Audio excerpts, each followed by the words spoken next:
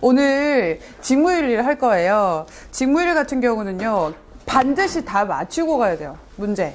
그래서 영업실무하고 직무윤리 합쳐서 10문제 나오기 때문에 여러분 영업실무 공부해 보셨을 때 어때요? 쉽죠?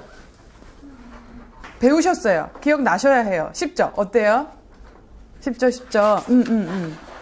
영업실무하고요. 근데 요즘에 영업실무가 조금 까다로워지고 있어요. 그러니까 예전에 단순하게 그냥 문제를 물어봤다면 지금은 뭐 상대방의 대화 내용 같은 거 있잖아요.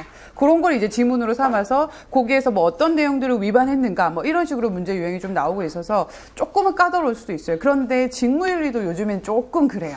그래서 예를 들어서 쭉 이제 문장을 쭉 나열해 놓고 이 경우에 직원은 어떤 직무윤리를 위반했는가 이제 이런 패턴으로 나오고 있기 때문에요.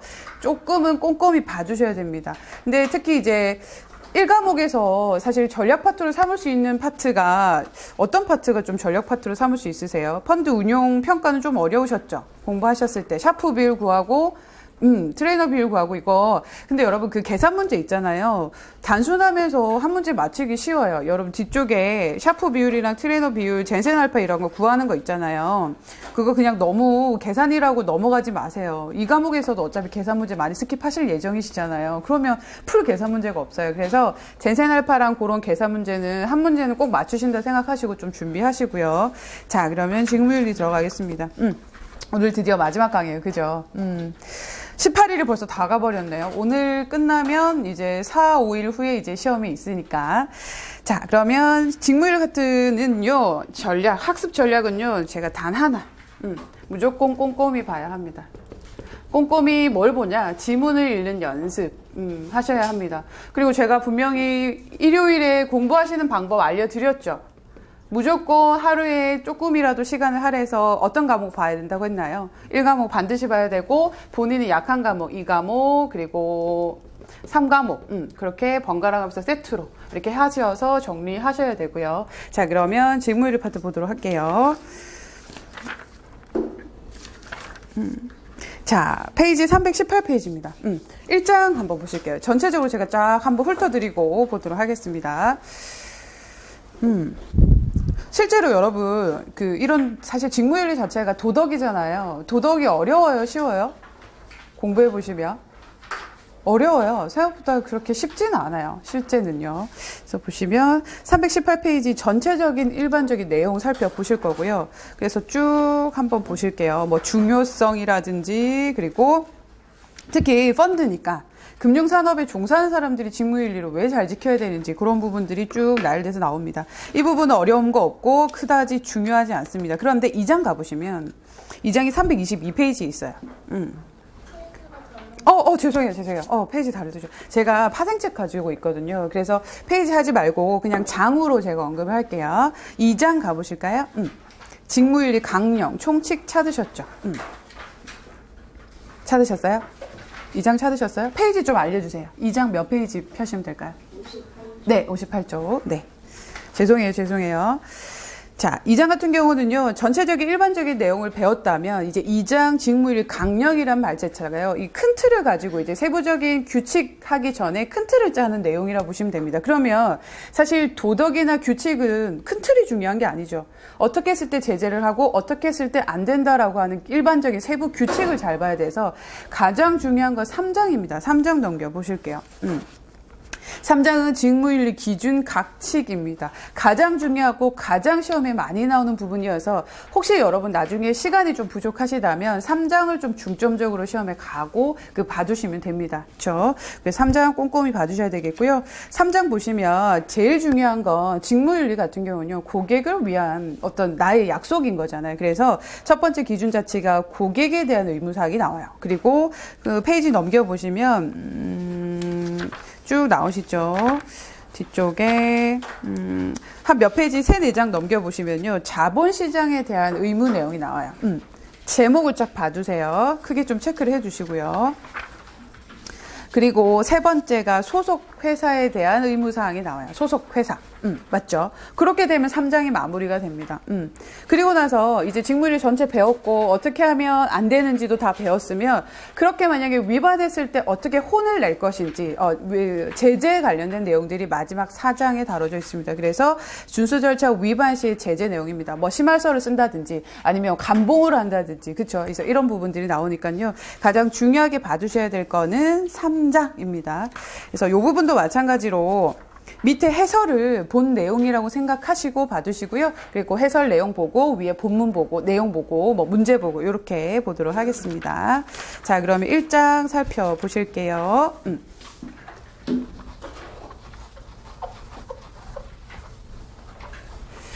자, 우리 윤리랑 보통 도덕이랑 그 법이랑 그리고 윤리나 뭐 도덕이랑 비교를 많이 하죠. 훨씬 강제적인 건 어떤 걸까요? 법이죠. 그럼 여러분 한번 생각해 보실게요. 요거 물어보면 좀 이게 그게 맞나라고 좀 헷갈려 하시는데요. 훨씬 더 규모가 범위가 큰 거는 법일까요? 도덕일까요? 맞죠. 그러면 이렇게 그림을 그려보시면 되세요. 이 바깥 그림이 뭐가 될까요? 도덕이 되겠죠. 그 안에서 제재를 가할 수 있게 규정해 둔 게 뭘까요? 법입니다. 그래서 요걸 가지고 말장난치는 지문이 나와요. 어떻게 나오냐면 1번 문제 3번 한번 보실까요? 직무윤리는 최소한의 법이다라고 나왔어요. 맞아요? 3번에? 맞아요? 뭐라고 바꿔야 될까요? 법은 최소한의 못 찾으셨어요? 도덕이다.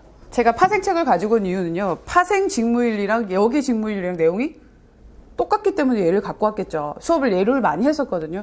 그럼 여러분 직무윤리 같은 경우 공부를 한번 잘 해두면 금융 3종 공부하실 때 모두 다 중복된다는 얘기세요. 그래서 요거 제가 페이지 같이 언급해 드릴게요. 헷갈려 하시는 것 같아서. 자, 58페이지 1번에 3번 찾으셨죠? 직무윤리는 최소한의 법이다가 아니라 어떻게 문장 바꿔주셔야 되세요? 법은 최소한의 도덕이다. 보세요. 법은 최소한의 도덕이죠. 도덕으로 예를 들어서 저희가 길거리 가다가 껌 뱉지 마세요. 신호등 위반하지 마세요를 사실 그것뿐만 아니라 도덕이라고 그 규정 짓는 지켜야 될 것을 사실 너무 많은데 제재를 가할 수 있는 건 사실 한정적이잖아요. 그쵸? 그래서 요 그림으로 머릿속에 기억을 해두시면 요 문장이 이렇게 나올 겁니다. 그래서 직무윤리는 최소한의 법이다라고 하면 틀린 지문이고요. 어떻게 바꾸셔야 된다고요? 법은 최소한의 도덕이다. 이렇게 바꿔주시면 됩니다. 그러면 요거 간단히 나올 수 있을 만한 것들 필기를 좀 해보도록 할게요. 제가 방금 알려드렸던 거 거의 위주로 갈 겁니다. 강제성을 띠고 있다. 그러면 윤리는 어떤가요? 좀 자율적이죠. 이렇게 일단 정리해 두시고요. 그리고 법 같은 경우는 조금 한정적이다. 한정적인 포즈의 최소한이다. 이렇게 일단 표현할게요. 그러면 윤리 같은 경우는 굉장히 좀 포괄적이겠죠? 네. 쳐주시고요.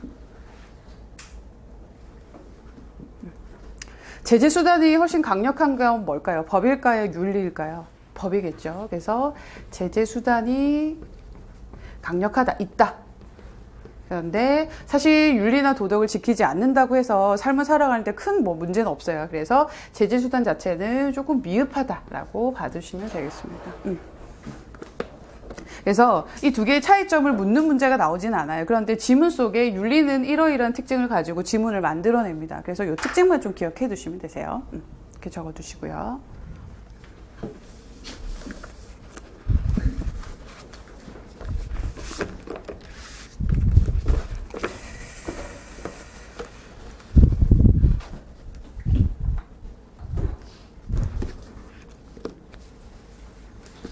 자, 체크하셨죠? 그러면 페이지 54페이지 해설에 5번째 줄 한번 보실게요. 직무윤리 자체가 존재하는 이유에 대해서 나왔네요. 법규가 모든 것을 통제할 수가 없어요. 맞죠? 그 많은 도덕들을, 규정들을 다 제재하고 관리할 수가 없다 보니까 법규를 보완하기 위해서 직무유리를 준수하게 하는 건데요. 그런데 준수하게 하게끔 자율에 맡겨뒀기 때문에 사실은 강행성은 좀 떨어지죠. 그래서 그런 특징이 있고요. 그런데 제일 끝에 줄에 한번 보실게요. 자본시장법에서는 투자자 보호를 제외하고 대부분의 법들은 완화되었을까요? 강화되었을까요? 많은 법들은 규정이 풀어졌어요. 자본시장법 되면서. 그런데 우리가 그 자본시장법 개정 자체가 아마 김정석 강사님한테 들으셨을 거예요. 2009년 2월에 이게 전체적으로 통합이 되는데요. 사실 그 2007년, 8년에 어떤 일이 있었어요? 미국에서. 네, 서브프라임 모의 사태 터졌어요. 그때 사실은 관가했던 게 뭐냐면 파생 상품 때문에 엄청나게 리스크가 컸잖아요. 많은 사람들이 생각했을 때 제가 그때 사과, 애플파이 이런 거 얘기했던 것처럼 실제 파생 상품은 리스크가 어떨까요? 굉장히 커요. 그러면 일반 투자자 같은 경우는요, 느끼는 정도가 리스크가 더 크다고 느낄까요? 더 작다고 느낄까요? 파생 상품에 대해서 리스크가 훨씬 크다고 느끼는 겁니다. 그런데 그런 사람들에게 파생 상품과 관련된 모기지 상품을 권하고 대출을 권하고 하면서 그 일반 투자자들에 대한 보호가 이건 너무너무 심각한 수준이다. 특히 우리나라 같은 경우는 너무 미흡하다라고 판단했기 때문에 모든 기준 자체나 법들을 완화시킨 반면에 단 하나 일반 투자자를 보호하는 것 자체는 어떻게 됐다고요? 훨씬 더 강화되고 규제 자체도 훨씬 더 그 세게 매겨진다라고 하는 걸 좀 기억해 두시면 됩니다. 그래서 제일 끝에 줄 다시 한번 보면 투자자 보호를 제외하고는 모든 법들은 완화되었기 때문에 이를 보완하기 위해서 직무윤리가 필요합니다. 그래서 요즘에는 어떤 게 있냐면요. 직무윤리가 자율적이긴 하지만 지키지 않았을 때는 일정하게 제재를 가하려고 하는 방향으로도 가고 있습니다. 그래서 제가 좀 이따 수업 때 또 알려드릴게요. 자, 그러면 이제 55페이지 한번 가보실까요? 중요성 한번 보도록 할게요. 이거 문제로 먼저 보도록 하겠습니다. 사실 뭐 너무나 중요한 말이고 이건 너무나 이론적인 말이긴 한데 거리가 먼 것은 보실게요. 직무윤리는 더 많은 경제적 효용의 산출을 위해서 필요한 투입이라는 인식이 보편화되어 있다. 뭐 틀린 말은 아니에요. 그리고 기업 윤리를 지키면 공정하고 자유로운 경쟁의 전제 조건이죠. 그래서 요거는 그런데요, 3번 한번 보실게요. 명분적 측면에서 봤을 때는 당연히 준수해야 하는 거예요. 그렇죠? 사람이 도리로서 직무윤리 지켜야 돼요. 도덕 지켜야 돼요. 그런데 실용적 측면에서 봤을 때는 준수한다고 이득이 되는 건 아니라는 건 틀린 질문이에요. 측면에서도 당연히 준수해야 되는 거 맞고, 그리고 실용적 측면에서 봤을 때도 이득이 돼야 되는 게 맞아요. 그렇게 문장 체크해 두시고요. 그래서 4번 연결해서 보실게요. 새로운 무형의 자본이 되고 있는 거 맞습니까? 실제로 제가 그 얘기를 좀 해드릴게요. 그 스타 명강사 특집인가에 보니까 카카오톡의 회장님이 나오셨더라고요. 굉장히 젊은 CEO였어요. 카카오톡이 성공한 이유를 여러분 혹시 들어보셨어요? 카카오톡은요, 그 무료 유저였어요. 그쵸. 지금도 사실 저희가 어떤 이모티콘을 쓴다든지 이런 것들을 사실 일부는 결제를 하지만 저희가 결제를 하거나 그런 컨텐츠를 사용할 수 있는 게 있어요? 아니에요. 그래서 그 기본적으로 봤을 때 새로 무형의 자본이 된다라고 하는 건 그 CEO가 말하기를 착한 기업이 앞으로가 잘 될 거다라고 얘기를 하더라고요. 그래서 카카오톡은 그 당분간은 유료로 전환한다든지 그런 계획이 전혀 없다고 하시더라고요. 그래서 직무유리를 잘 지키면 이것도 새로운 이미지가 구축되고 어떤 새로운 자본이 될 수도 있겠다라는 생각이 들더라고요. 그래서 그 사장님 같은 경우는요, 외부 업체하고 미팅을 했을 때 정말 약속을 잘 지키고요. 그리고 커피 타오는 직원들을 하대하지 않는 사람과 계약을 성사한다고 합니다. 그래서 그런 것들, 기본적인 것들을 본다고 해요. 그래서 잘 되는 것 같아요. 그분의 자산이 지금 현재 1조 이상이라고 하더라고요. 카카오톡 사장님. 그래서 이렇게 체크해 주시면 됐고요. 그래서 해설 함께 보실게요. 그래서 직무윤리 같은 경우는요, 실용적 측면에도 이득이 되는 겁니다. 만약에 준수하지 않았을 경우에 더 큰 사회적 비용이 들어갔죠. 개그맨 기억하시죠? 그렇죠? 이미지가 추락했기 때문에 지금 제가 봤을 때는 하는 프로그램마다 사실은 지금 평이 너무 안 좋은 것 같아요.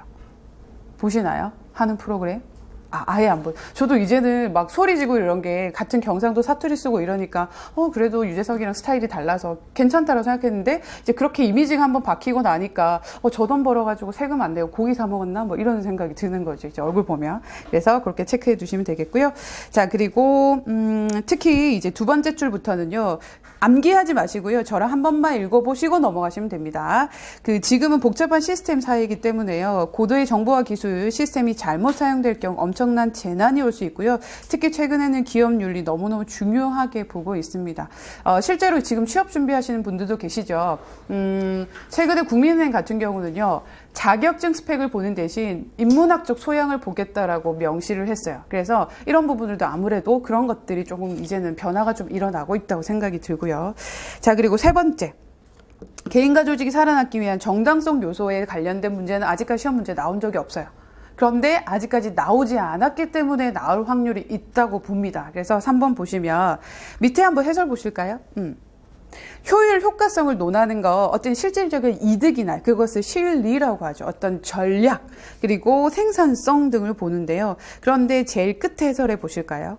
정당성이라고 하는 건 그런 실질적인 이득이 되거나 그 계산기를 두드려서 플러스가 되는 거나 그런 게 아니라 내가 그냥 마음 편한 거 있죠. 철학이라든지 이념이라든지 윤리, 명분 등이 있어야 하는 겁니다. 그래서 3번 문제 보시면 정당성에 속하지 않은 건 효율성에 관련된 거니까 답은 1번이 되겠죠. 그래서 그거는 간단히 푸실 수 있으니까 요거는 그냥 넘어가지 마시고 한번 봐주세요. 자, 그리고 이제 4번 한번 보도록 하겠습니다. 56페이지죠. 그렇죠? 제목이 뭐라고 되어 있습니까, 여러분? 금융산업에서의 직무윤리라고 되어 있죠. 금융산업. 금융산업 같은 경우는요. 사람이 변해서 고객이 이상해지는 게 아니라 돈이 그 사람을 어떻게 해요? 이상하게 만들어버리죠. 처음에 펀드 가입할 때는 좋아해요. 이 펀드 너무 좋다. 그런데 왜 바뀌나요? 네, 자기가 만족한 그 수익률을 기대치만큼 채워주지 못하면 어떻게 해요? 돈이 그 사람을 바꾸게 하잖아요. 그렇기 때문에 금융산업에서 직무윤리 같은 경우는 특히 중요합니다. 왜? 돈을 다루는 업종이기 때문에 그래요. 그래서 한번 보실까요? 문제로 먼저 보도록 하겠습니다. 금융산업에서 직무윤리가 중요한 이유가 아닌 것은 첫 번째 보시면 불특정 다수인 간의 비대면 거래에 의하는 거래 방식의 특성 때문에 규제가 필요하다는 겁니다. 비대면 거래라는 거 여러분 알고 계세요? 비대면 거래? 어때요? 비대면이라고 하는 건 사람이랑 사람이 안 만나는 거잖아요. 근데 실질적으로 그렇지는 않잖아요. 그런데 제가 실제로 저희 친구들이나 얘기 들어보면, 은행에서 하루에 그 고객을 많이 쳐내는 창구 같은 경우는요, 1인당 100명 정도 쳐낸다고 해요. 네. 그래서 텔러가 한 4분 정도 앉아 계시고요. 그 불광동이 우리은행 지점입니다. 불광동 같은 경우는 불광시장 근처가 있나 봐요. 시장 근처에 있는 지점이 정말 안 좋은 것 같더라고요. 아침마다 맥심 커피를 드시러 오는 고객이 계시다고 하더라고요. 커피도 드시고 오시고, 그리고 전날 술을 덜 깬 상태로 물 마시러 오는 고객도 계시고요. 그런다고 그냥 버튼으로 그냥 넉넉히 있고, 막 이런 분도 계시는 것 같더라고요. 그래서 하루에 400명 정도 방문하신다고. 그러니까 끊임없이 이렇게 하는 거죠. 점심시간도 30분 정도밖에 안 되더라고요. 그러니까 100명을 한번 쳐낸다고 생각해 보실게요. 얼굴 다 기억할까요? 거의 비대면에 가까워요. 한 사람 한 사람 대면하기가 참 힘들다라고 하는 거죠. 그렇기 때문에 불특정 다수인 간의 비대면 거래에 의한 그 특성 때문에 사실은 굉장한 규제가 더 필요한 거고요. 그리고 두 번째, 금융산업에 종사하는 자는요. 사실 여러 번 생각해 보실게요. 전문성과 윤리성 중에 어떤 게 더 중요하다고 생각하세요? 직장 동료들 보니까, 잘 나가는 동료들 보니까 윤리성이 뛰어나던가요? 어떤 것 같아요? 전문성이 좀 뛰어나던가요? 전문성이 뛰어난 것 같아요. 그런데 전문성만 뛰어나다간 한 방에 훅 가죠. 그래서 같이 가야 되는 게 맞아요. 실제 그게 그래요. 그래서 동시에 갖춰야 된다라고 문장으로 좀 기억해 두시고요. 그리고 세 번째, 신뢰를 확보하는 것은 충성 고객, 그래서 로얄티 고객이라고 하는데요. 경쟁력을 확보할 수 있는 것과 똑같죠. 팬을 만드는 거죠. 그렇죠? 그리고 4번 문장 너무너무 중요합니다. 이거는 어디에서 다 갖다 붙여서 나올 수가 있어요. 4번 별표해 두시고요. 직무윤리가요, 고객을 보호하는 걸까요? 여러분 어떻게 생각하세요? 이거 그냥 암기하지 마시고요. 한번 생각해 보실까요? 직무윤리가 고객을 보호하는 걸까요? 예를 들어서요, 펀드 수익 고객 A라는 고객이 상담하러 왔어요. 김금주한테. 사실은 지금 이번 달 프로모션으로 나온 펀드이기 때문에 무조건 팔아야 해요. 그래서 수익이 20% 난다라고 얘기해 주고 싶어요. 그런데 꾹 참았어요. 20%날 것을 내가 느낌으로는 오지만 20% 난다라고 얘기는 안 했어요. 그러면 결국 20% 나지 않음에 대한 책임은 누가 지는 건가요? 투자자 자기가 지는 거예요. 와, 나는 아무 말 안 했기 때문에. 그런데 제가 확신이 든 거예요. 이 펀드는 반드시 20% 갈 것 같은 거예요. 그런데 그런 말 하면 됩니까? 안 됩니까? 안 돼요. 제가 실제 있었던 얘기를 한번 해드릴게요. 고객이요, 녹음을 한답니다, 요즘에. 아세요? 그러면 단언적인 말을 했죠. 그리고 장밋빛 전망을 했죠. 20%가 날 거야. 이건 나지 않으면 내가 손해를 보장해 줄게. 혹은 이거 가입하면 내가 이익을 보장해 줄게 라는 말을 해서 고객이 그걸 뭐 합니까? 녹음을 땁니다. 나중에 바로 어디 갑니까? 금감원에 들어가는 거죠. 민원 신고하는 거죠. 그 사람이 뭐 했다고? 확정적인 말로 내가 펀드 하고 싶지 않았는데 펀드 하라고 했다라고 하는 겁니다. 그럼 100% 어떻게 해야 됩니까? 손해배상 해줘야 돼요. 그러면 20%를 보장한다라는 말을 하지 않음으로써 결국엔 누구를 보호하는 겁니까? 나를 보호하는 겁니다. 그래서 1차적으로는 내가 보호되고 그런 다음에 고객을 보호하는 거죠. 그래서 문장을 바꿔보실게요. 직무윤리는요, 고객을 보호하는 안전장치이다라는 말 자체가 틀린 건 아니에요. 그렇지만 사실 실제적으로 누굴 보호하는 겁니까? 금융업 종사자들을 보호하는 겁니다. 그런데 시험 지문에는요, 금융, 비금융 그걸 구분한다라고 나와요. 구분하면 될까요? 안 될까요? 안 돼요. 그래서 그 업과 관련된 종사자를 모두 보호하는 거다라고 명시해 두시면 됩니다. 그래서 4번 고쳐 주셔야 되고요. 자, 그래서 해설 한번 보실까요? 직무윤리는 업무 종사자를 보호하는 안전장치이다 라고 체크해 주시고요. 그래서 금융산업뿐만 아니라 같이 붙여서 체크해 주실게요. 비금융산업에 종사하는 업무 종사자를 보호하는 장치도 될 수 있습니다. 그래서 만약에 직장 상사가 부당한 업무짓을 했을 때 부당한 업무짓을 그대로 따라서 문제가 발생했다면 누구 책임도 있는 겁니까? 따라한 나의 책임, 본인 책임도 있다라고 하는 거 요 같이 체크해 두시면 되겠고요. 자, 그리고 이제 국내의 동향 같은 경우는요, 사실 이건 너무 잘 나온 적이 없어서 그래도 혹시나 하는 마음에 제가 하나 알려드릴게요. 기초사상 및 국내의 동향 같은 경우는요, 요렇게 암기해 주시면 됩니다. 암기할 수 있는 팁만 알려드릴게요. 그 해설 먼저 보실게요. 루토는요, 소명적 직업관이라고 해서 루소라고 암기해 주세요. 루소, 앞글자 따서 루소. 루터 하면 소명관. 자, 그래서 모든 직업은 하느님의 소명에 의한 것이기 때문에 그렇게 값지게 생각하고 윤리를 지켜라, 이렇게 해석하시면 되시고요. 그리고 칼뱅은요, 칼금이라고 외워주세요. 칼금. 그래서 금욕적 생활 윤리, 근검, 정직, 절제에 관련된 내용들을 얘가 주장했습니다. 그리고 베프라고 외워두시면 되세요. 베버는요, 프로테스탄티즘을 얘기했어요. 합리성을 뜻하는 영어 단어입니다. 그래서 달달달 암기할 필요 없으시고요. 루소, 칼금, 그리고 베프 이렇게 암기하시면요, 정말 문제 쉽게 나오면 요거 딱 한 문제 건져 가실 수 있습니다. 그렇게 체크해 주시면 되세요. 그래서 두 번째 5번 보시면 근검, 정직, 절제를 통해서 부를 얻는 행위는 신앙행에 정당하고 신성 의무라는 점을 강조한 것은 칼뱅이죠. 칼뱅. 간단히 보실 수 있고요. 그리고 사실 6번은 정말 안 중요합니다. 아직까지 나온 적 없어요. 한번 보실까요? 외국의 사상만 하면 어떻게 서운하게 우리나라 사상도 한번 해야지 라고 들어가 보는 겁니다. 그래서 보시면 해설 보실게요. 우리나라 같은 경우는요, 보부상 여러분들 아세요? 보부상? 뭐 하는 사람들이에요? 보따리에 물건 싸매고 팔로 다녔던 사람들이잖아요. 그죠? 윤리정신이 존재한대요. 그 사람들조차 윤리정신이 존재하는데 여러분들 얼마나 지켜야 되겠다라는 걸 강조하는 거잖아요. 그래서 보시면 망령된 말을 하지 마라. 물망언. 요즘에 국정원과 관련된 데서 망언 많이 하시더라고요, 사람들이. 그리고 폐륜적 행동하지 말라. 그리고 음란한 짓 하지 말라. 안 하시죠, 여러분? 자, 도덕질 하지 말라. 물도적. 그래서 폐륜적 행동하지 말라고 당부한 덕목이기 때문에 6번은 물폐행입니다. 무슨 이런 것들이 시험에 나올까? 네, 나올 수도 있습니다. 자, 그리고 7번은요, 상식이니까 7번 한번 봐주실게요. 라운드라는 글자가 나와요. 여러분 피켓걸 들고 이렇게 가는 그런 거 라운드 걸이라고 하잖아요. 라운드가 의미하는 게 뭐예요? 둥근 원탁을 의미하는 거거든요. 우루과이 라운드 아세요?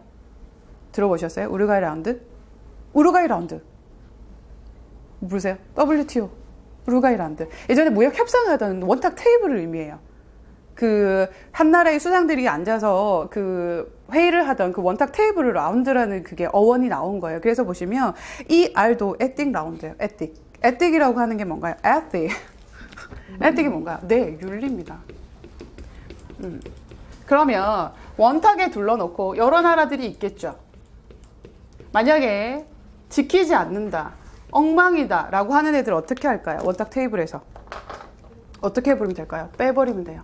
맞죠? 그러면 그 나라 물건 어떻게 하면 될까요? 사지 말자고 불매한다는 겁니다. 그런데요, 빼버리거나 불매하는 건 상관이 없지만 예를 들어서 에틱 라운드라고 하는 게 이렇게 됐을 때 어떤 벌금을 제한다든지 아니면 국가 규정에서 너의 어떤 역할을 빼버린다든지 이렇게 강행적으로 갈 수 있을까요? ER이라고 하는 거 그렇지는 않다는 겁니다. 그걸 키포인트를 기억해 두셔야 돼요. 보실게요.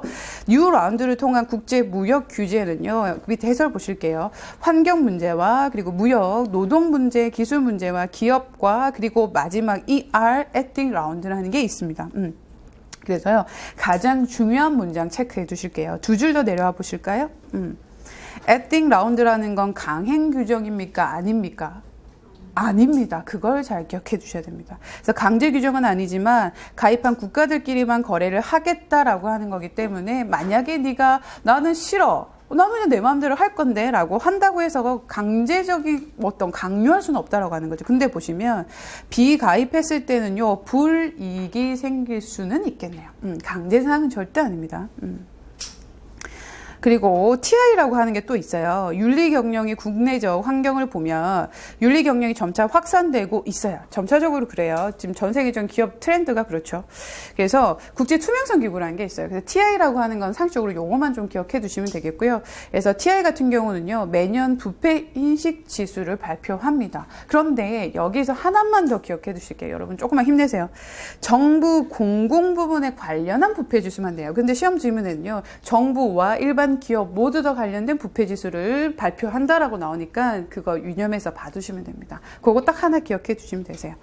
자, 그리고 제일 끝에는요, 저랑만 한번 읽고 넘어가십니다. 집에 가서 너무 열심히 복습하지 않으셔도 되는 파트예요.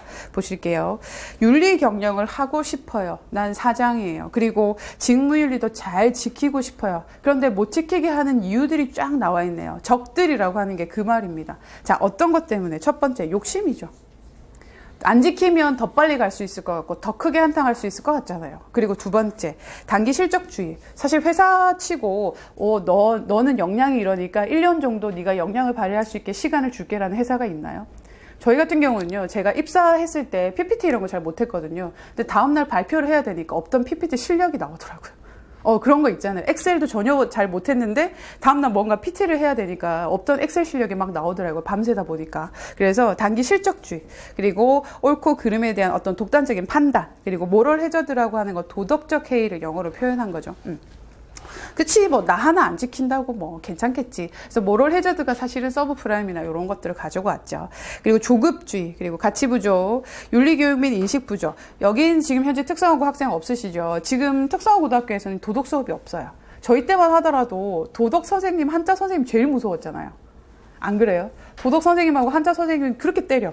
뭘 못 외우면. 막 때리고 막 그러셨는데, 그래서 그때 그래도 배웠던 한자들이 기억나는 것 같아요. 근데 요즘엔 정말 제가 한자를 잘 모르는 것 같아요. 잘 안 보게 되다 보니까. 그래서 윤리교육이나 인식 부족 존재하고 있고요. 그래서 이를 얼마나 잘 극복하느냐가 윤리 경영의 남은 과제입니다. 적과 싸워야지 이길 수 있겠죠. 그래서 상식적인 얘기고요. 자, 이제 2장 한번 보도록 하겠습니다. 자, 2장까지만 하고 제가 공부할 시간 드리도록 할게요. 자, 직무윤리 강령 총칙입니다. 하나 적어두실게요. 제재를 위한 큰 틀이라고 적어두시면 됩니다. 큰 틀. 총칙은요, 제재를 하기 위한 큰 틀이라고 하나 적어두시면 되세요. 자, 밑에 해설 먼저 보시겠습니다. 총칙 총 몇 가지가 있어요? 종류 찾으셨습니까? 몇 가지가 있습니까? 4가지?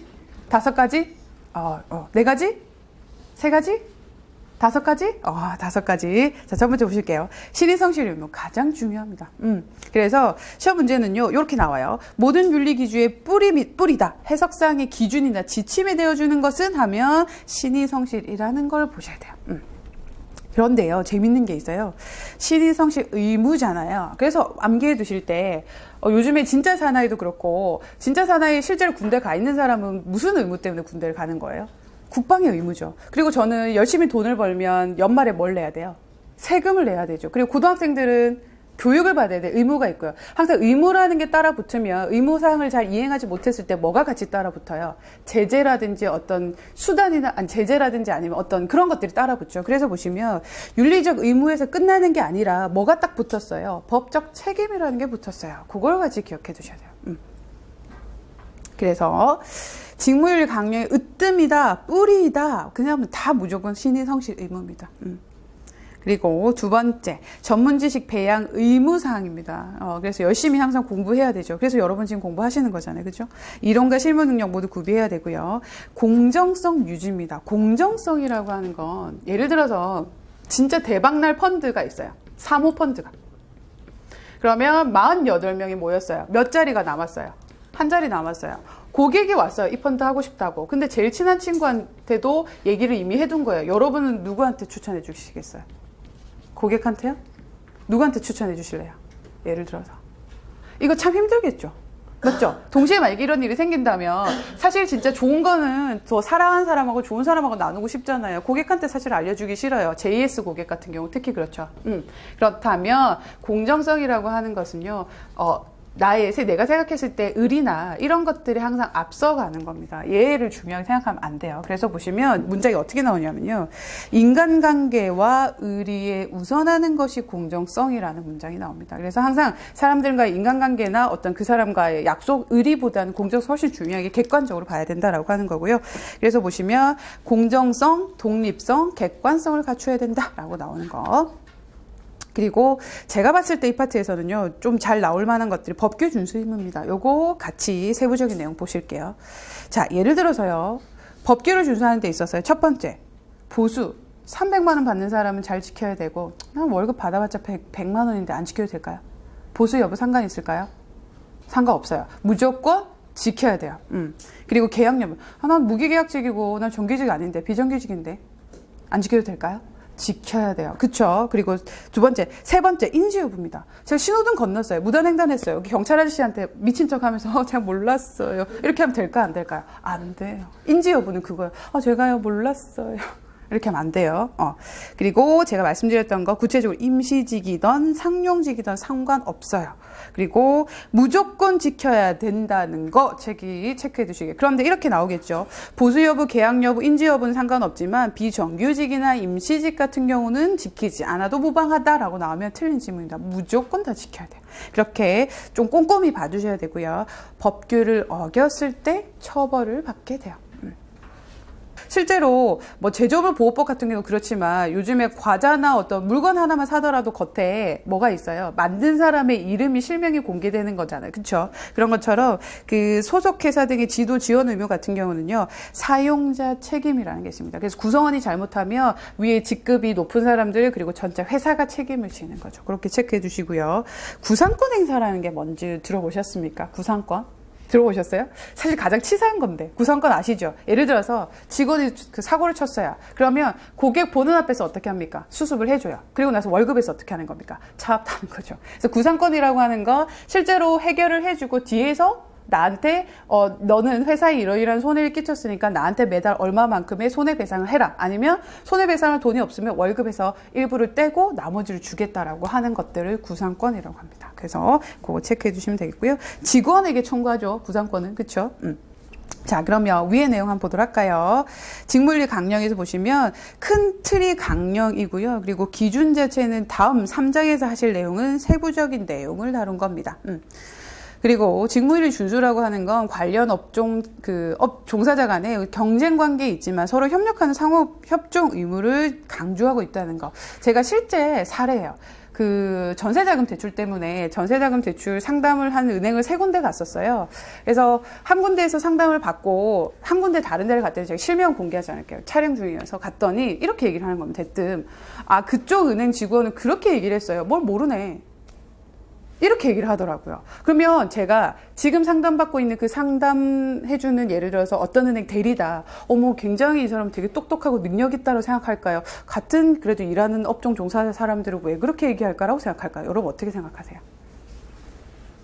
후자가 가깝지 않을까요? 맞죠? 그래서 그분은 그걸 미처 인지하지 못하셨나 봅니다. 새롭게 업데이트된 내용이나 변화된 내용은 이러이러한 겁니다라고 얘기했다면 와, 이 사람 진짜 대박 멋있다.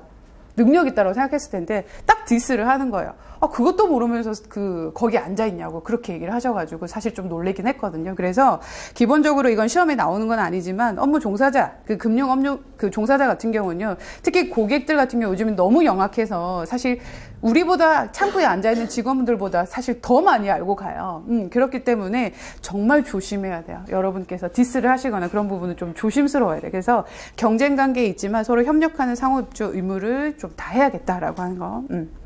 자, 그리고 직무윤리 강령 시에 할 수 있는 것들 양벌 규정이라고 합니다. 양벌이라는 건 의미하는 게 두 가지가 있어요. 첫 번째 보시면요.